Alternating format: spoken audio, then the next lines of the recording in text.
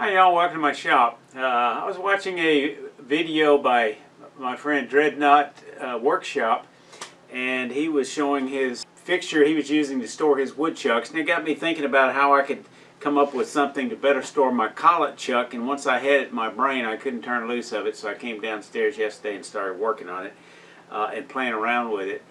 I'm a pretty organized person, and I've discovered that when I come up with a problem for storage or organization, I want to tackle that and push other things to the side. So let me show you what I'm talking about. I've done a couple of videos on this collet chuck, and I bought an extra set of collets, so now I have a total of 18 collets I need to store. And my challenge was where I was going to put it so it'd be convenient. So here's my lathe, and here's where I store all my chucks. And there's no room there to store 18 collets and the collet chuck. So the one space that would be convenient is right here. I use a French cleat system, and I've only got about maybe 7 or 8 inches of room. So the challenge was how could I do it? So let me show you what I came up with.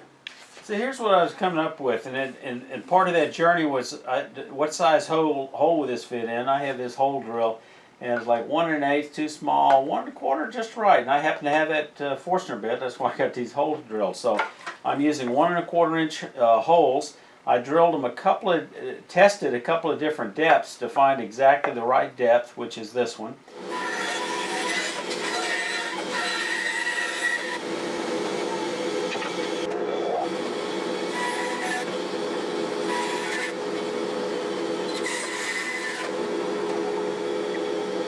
These pieces are just prototype drills, so one of the constraints, because I have a limited number of space, it's going to stick out from the wall, and I don't want to stick out too far, is how big an angle do I make this? The bigger the angle, the more it sticks out, but maybe the more secure this will be. But the biggest one is how close do these holes need to be in order to be able to and still not interfere with each other.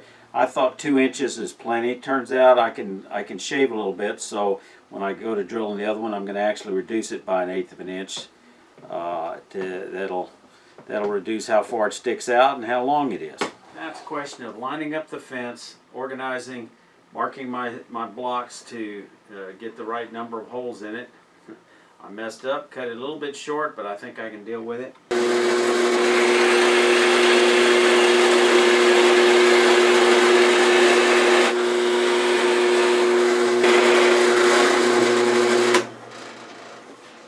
Okay, here's the final assembly. I've got my cleats glued and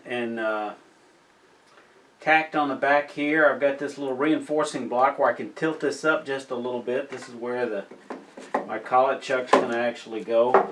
I've drilled 6 holes in 3 blocks of 2x4s. I cut off, based on my prototype, I cut this at a 30-degree angle. It's actually going to go this way, and this is not going to be wasted. This is going to come under here at the same angle and reinforce this, so this won't stick out too far from the wall, and I'll be able to put all my collets in there just like that. I'll drill a couple of holes here for Tommy bars. Let me show you when I get it. Thanks again to Daryl Jones for inspiring me to do this after watching his video. He's got a great channel. You might want to check it out. I'll have the link in the show notes below, and that's the Dreadnought Workshop by Daryl Jones.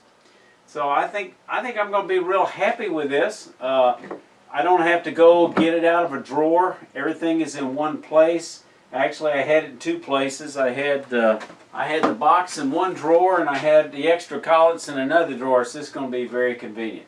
If you don't know what a collet chuck is, click on the link here. Y'all stay safe. Come on back here.